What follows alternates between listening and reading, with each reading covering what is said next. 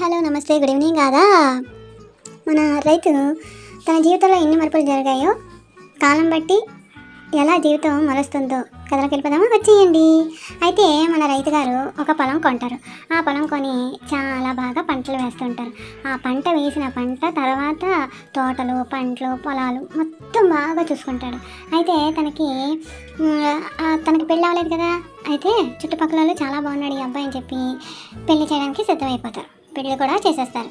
అయితే పెళ్ళి అయిపోయిన తర్వాత తనకంటూ ఒక సంసారం జీవితం అనుకొని ఉంటాడు.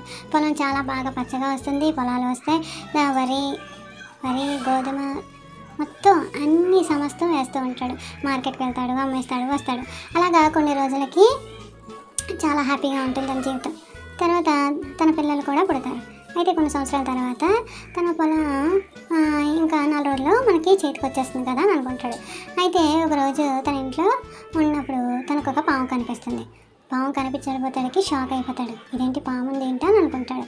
తర్వాత ఆ పాముని ఎలవలా తప్పించుకుంటాడు. తర్వాత ఒక అనకొండ తన మీద బుసగేటిది పడగ విప్పి కూర్చుంటుంది.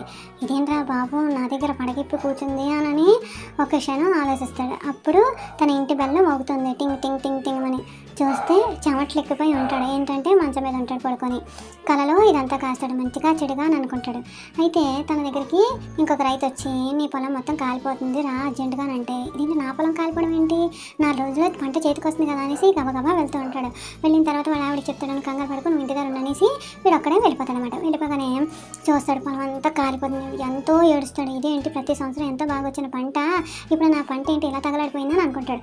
అప్పుడు చుట్టుపక్కల రైతులు అంటారు, నువ్వు ఆ రోజు గొడవాడావు కదా మన యజమానితోటి అంటే, నేను ఎవరితోటి గొడవడలేదు, తను మార్కెట్ కన్నా తక్కువ రేటుకి మన పొలం మనం వేసే గింజల రేటు కూడా రావట్లేదు, అందుకే నేను అడిగాను తప్ప అతనితో నేను గొడవడలేదు అని అంటే, అతను ఎవరికైనా సరే ఇవ్వాలి, ఇవ్వకపోతే ఇలాగే చేస్తారని నాశనం చేస్తారంటే ఎందుకు ఇలాగా అనేసి చాలా బాధపడతాడు. అయితే పోలీస్ స్టేషన్ కూడా వెళ్తాడు కంప్లైంట్ ఇవ్వడానికి.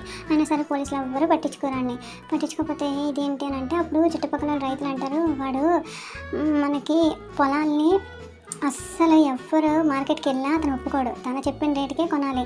మన పోలీసులు కానీ చుట్టుపక్కల అందరినీ కొనేసాడని అంటే, సరే దేవుడా ఉన్నాడు అతనే చూసుకుంటాడని చెప్పి మన రైతు బాధపడుతూ ఉంటాడు. అప్పుడు వారి భార్య అంటుంది, మీరేం బాధపడకండి, నా దగ్గర వస్తువులు ఉన్నాయి కదా వాటితోటి మన పొలం మళ్ళీ వేసుకుందామని అంటే, సరే అనేసి మన రైతు ఓకే అంటాడు. అప్పుడు మళ్ళీ అదంతా కాలిపోయిన పంట అంతా తీయించేసి మళ్ళీ దున్నుతూ ఉంటాడు.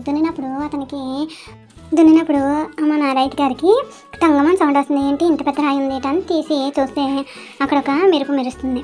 అది తీసి చూడగానే వజ్రం దొరుకుతుంది మన రైతు గారికి.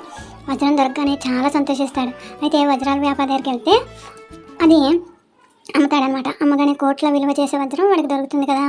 ఆ వజ్రాన్ని తీసుకెళ్ళి అమ్మేసి ఆ డబ్బులతోటి మళ్ళీ పొలం కొని ఇల్లులు కొని చాలా హ్యాపీగా ఉంటాడు. అప్పుడు ఎవరైతే షావుకారు తన పొలాన్ని కాల్చేశాడో వాడి మీద డబ్బులు ఇచ్చి మరి కంప్లైంట్ ఇస్తాడు. అప్పుడు పోలీసులు వెళ్ళి ఆ షావుకారుని కూడా జైల్లో వేస్తాడు. అప్పటి నుంచి షావుకారు కూడా ఎవరి పొలాలు వాళ్ళు అడిగిన రేటుకే కొనుక్కుండేవాడు అనమాట. చెడపకురా చెడేవు అనే సామెత ఉంది కదా, ఎవరిని మనం ఇబ్బంది పెట్టకూడదు, ఎందుకంటే తిరిగి మనకు ఆ ఇబ్బందే వస్తుందని ఈ కథలో సన్నివేశం. చాలా హ్యాపీగా ఉంటాడు. తన జీవితం ఇలా మరుపు తిరిగింది. తనకు 2 పాములు ఎలా కళ్ళకు వచ్చాయి, ఒకటి బుసలు కొడుతూ ఇంకోటేమో పడగెప్పి. అంటే బుసలు కొట్టింది తన తోటని కాల్చేసింది, తర్వాత ఏమో రెండోది పడగెప్పింది, వజ్రం దొరికింది. అప్పుడు సంతోషిస్తాడు మన రైతు. ఇది మన స్టోరీ. ఈ కథ నచ్చితే లైక్ చేయండి, షేర్ చేయండి. ఈ కథ నచ్చితే please share, subscribe my channel. Thank you.